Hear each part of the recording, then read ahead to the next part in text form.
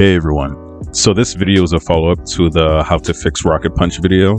The series was originally going to be a simple how to fix Doomfist video, like overall, but there are so many problems with each of his moves that I decided to break them apart into, how to fix this certain skill type of series.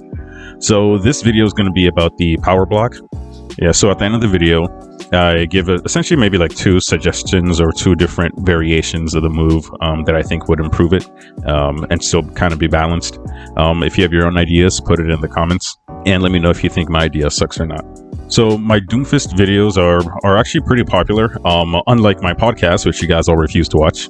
But so maybe someone, maybe someone important will stumble upon my video and, might get a few ideas from there. It's unlikely, but who knows? At least it'll be out there on the internet, even anything written in the comments, right? So, it's a fun little interaction thing. And also at the end of the videos, I have a segment where I kind of just throw in one wild idea. And the idea I have for Power Block is it's pretty cool. I think it'll be very awesome if they can do something like this, and I think you guys will like it. So yeah, stay tuned for that one. Well, it's at the end of the video, so yeah. So Power Block is an odd one. In my Doomfist analysis video, I described it as nifty, and nothing more. In Overwatch 1, if you were in the middle of a fight, you would often find yourself kind of stuck just waiting for your cooldowns to come back so you can either run away or continue fighting, but oftentimes you would just kind of die. The power block essentially exists solely for this reason. It's a nifty plug for a leak in the way his old style used to play. You pop out the power block and you essentially wait for your cooldowns to come back or for your healer to come to you and, start healing you. Now with this in mind, this is how I think Blizzard came up with this power block. They're probably like, hey, how can we make a Doomfist live a little longer? And there's probably one employee who was like, hey, let's just give him a shield. And the team was like, that's a great idea, Jim. And then to continue, he's like, to show some level of deepness to the gameplay, we can make it charge up his punch too. And then the team's like, oh, that's such a great idea, such deep gameplay. Now, I'm saying this to show that this move is the laziest way they could have attempted to fix his problem. One thing I think Blizzard has failed to realize is that Doomfist's tankiness in Overwatch was partially due to his evasiveness. Him constantly zipping around made him really hard to damage, all while he was still causing damage to the enemy team and building up his own shields. And nobody gives a shit about a powered up fist. It doesn't do anything. Nobody's afraid of it. You don't want to use it. Half the time you kind of just throw it away to run away. It's a ridiculous system. Now, there's a few problems with this. Let's start by looking at the survival skills of similar tanks. Sigma's suck ability essentially stops him from taking any incoming damages and gives him, extra health. Zarya's ability stops her from taking any incoming damages, but also gives her an obscene amount of power that slowly fades away. Orisa adds to her health pool, I forgot what the number is, but it's over 100, and she takes reduced damage, while still being able to use all her moves, including her spinning javelin move that she can use on top of her metal form to stop incoming damages. So it kind of just stacks on top of each other, making her essentially just, you just can't kill her while she has both of these up. Doomfist's ability doesn't stop damage and powers up a punch he will probably use to run away and lose. He has the worst defensive ability in the entire game, along with the worst ultimate in the game, but that's going to be another video. And there's something to be said about the fact that he can still be CC'd while using this. But at the same time, I'm not entirely sure because I don't think him being CC'd is as big of a problem as everybody is saying. And there are fixes that can kind of get around that when we get to the solution section of the video. But just to get it out the way, let's look at Ana's Sleep Dart. Sigma could absorb it. When Orisa uses her Fortify, she's essentially immune to it. Ryan and Winston have a shield. D.Va just throws it into another dimension. And maybe I think his defensive skill should be, a little bit more equal to the other tanks. And I get that, you can make the argument that, okay, well, Ball doesn't have anything like that. But Ball has, 1,000 HP and is fast as all hell. So yeah, but again, I don't even think him getting CC'd while he has his defensive move up is that big of a deal. It'll probably be a big problem if I continue to ladder and I get up to, let's say I get to Masters again. Maybe during that time it'll be a big issue, but it hasn't been that much of a problem. But I would argue that his power block does make him much more vulnerable than not having it, much for the reasons I gave earlier, where again, him constantly moving around, he's just so hard to hit, he just keeps on living. This is like what I said earlier, but I guess this segues nicely into the next point. In my last video, I said that by the time a Doomfist feels the need to use his power block, he is pretty much already under 200 HP. So that 80 or 90% mitigation doesn't mean shit, because my entire team just focuses in on him and he dies just as fast. And honestly, I would also argue that he dies faster than he would have if he had another fast move instead of power block, because we wouldn't be able to hit him, let alone focus fire down on him. And normally, right, and also people are realizing this, you shouldn't be spending your resources to kill a tank, right? You should just kind of, bypass the tank and start killing, his healers, or, the smaller the squishies around him. However, Doomfist is so easy to kill when he has his power block up that you might as well just kill him, because when you get rid of the tank, you essentially win the fight. So, who are the healers going to heal? A fucking McCree? Fuck that guy. And when I'm shooting at a power blocking Doomfist, I honestly don't care if he survives and gets his powered up punch, because that will do nothing to me. The power up punch is a joke, a minor inconvenience, if even.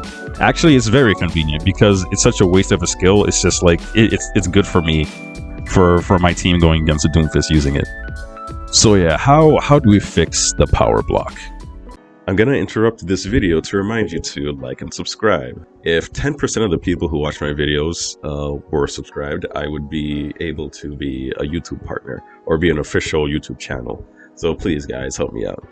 So yeah, how do we fix the power block? So my number one way to fix the power block is to get rid of it. Reduce all his cooldowns and make him generate more shields when he fights. Yeah, instead of duct taping moves onto a character, double down on what the character already does. And this is what Doomfist does. We don't need power block to make our punches stronger. It's not useful in that way. It's useful to wait for your cooldowns to come back so you can keep fighting, or wait for your healer to get to you. That's it. But you can get both of those things done if you lower his cooldowns and grant him more shields. The more you fight, the longer he lives. That is Doomfist's entire theme. Even back in Overwatch 1, his passive is even called "the best defense is a good offense." When I was low on health, I couldn't escape. I just kept fighting because it just gave me more health. This is the theme. Again, it's called "the best defense is a good offense," not "the best defense is a shield." No, nigga. This man wants to be constantly fighting. Lower cooldowns and give him more shield generation. Power block contradicts the entire theme of Doomfist.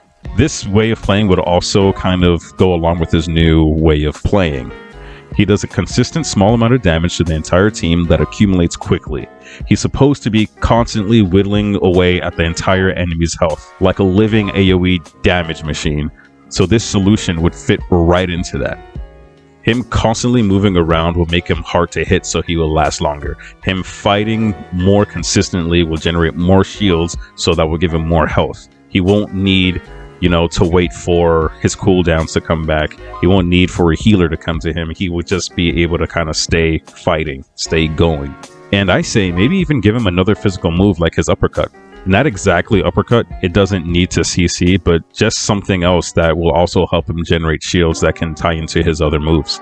Maybe like a hook punch thing to, push people horizontally or something, which would be useful, when you're, walking over a bridge and trying to hit somebody off. Or even something as basic as reducing the cooldown for his melee punch and having that punch generate shield. Make both of his fists part of his kit, because his melee actually does more DPS than his gauntlet right now. And no, that's not even a joke. That's an actual fact. I should make a video about that and compare it. It'll be pretty easy and pretty funny in a sad way.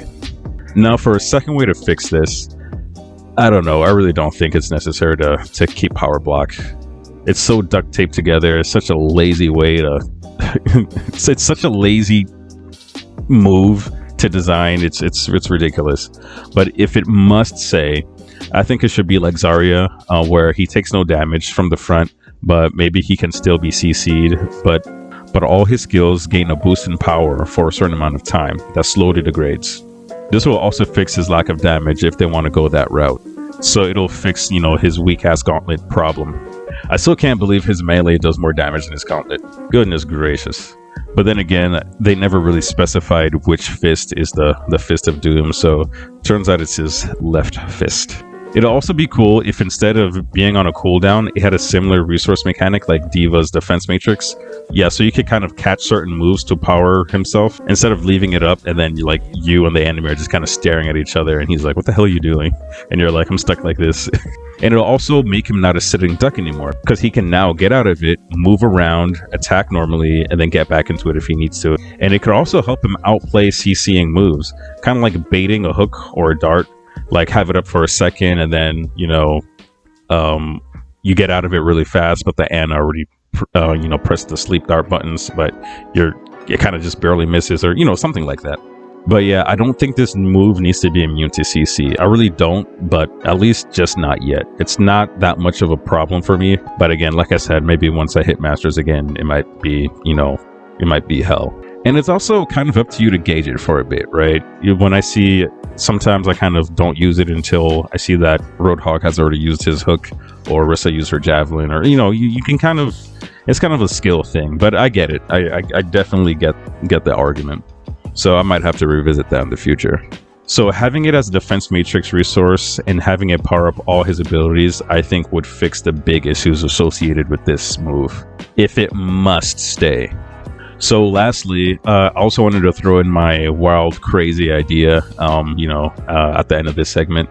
So what if, you know how since he's a fighter, what if they gave him like a prairieing mechanic to his power block? So like if you do it at the right time, or like at the first, you know, 0.1 second of its activation, you do it in front of like a really powerful hit, like, I don't know, Pharah's rocket or a Reinhardt swing or something, and he gains the ability, or he just automatically uses his uppercut. That would be cool as fuck. And it'll tie into the whole, he has the punching thing, he'd have the slam, he has the uppercut, but like in a prairieing, it'll be like an actual fight. And the coolest thing about Doomfist was that he was a fighting character in a shooting game. And this new Doomfist, with how simple his moves are, and you know how there's a complete lack of combos and things like that, they kind of really took that away from him. So having this mechanic in there, I think would be incredibly cool. I guess after this series, I could probably just combine all the ones I really like and just have an awesome version of Doomfist. Anyways, that's it for the video. I think the next video will probably be his Seismic Slam. I originally didn't think I would have to do one because I actually don't mind his Seismic Slam now. But like I said before, the more I do research on the decisions they've made, the angrier I get. Like, did you know the reason they got rid of his slow effect from Seismic Slam was because it made it too easy for him to hit his ult? His shitty fucking ult that everyone doesn't even consider a real ult? What about Reinhardt or Sigma's ult? You literally can't fucking move when it's activated, and it comes out much faster. Like, I don't understand. I don't understand what the people on the Doomfist design team are thinking. It's crazy to me. But yeah, anyways, don't forget to like and subscribe, and I'll see you guys next time. Also, the statistics of YouTube from the last video showed me that 75% of the people watching are, you know, returning people that aren't subscribed. So, you know, if you guys are returning, maybe you should subscribe. like it'll help me out. You know, it's still a pretty new a relatively new channel, so, you know, help me out. All right, goodbye.